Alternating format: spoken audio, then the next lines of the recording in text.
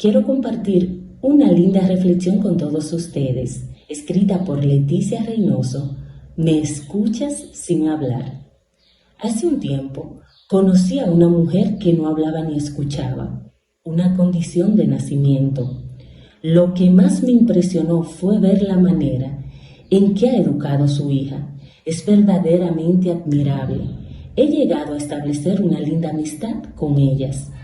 Un día, mientras íbamos en un autobús y nos tocó el último asiento, la madre intentaba pagar y emitía algunos sonidos. Para mí, el insulto más grande fue ver cómo se burlaban de ella. Al parecer, la niña padece la misma condición, pues no reaccionaba.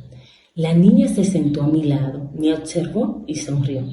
Me dijo que su madre ya la había preparado para esto, que no debe desperdiciar sus palabras con cualquiera. Me explicó que es una forma de protegerse y de ver la verdad de las personas. En ese momento entré en shock y no dije una palabra. La niña continuó diciendo: hay personas con oídos que no escuchan, otras que pueden hablar y no dicen nada, e incluso quienes tienen corazón y tampoco sienten. Mi madre habla a través de mí y puede defenderse, pero ella me ha enseñado que las personas siempre dan lo que son.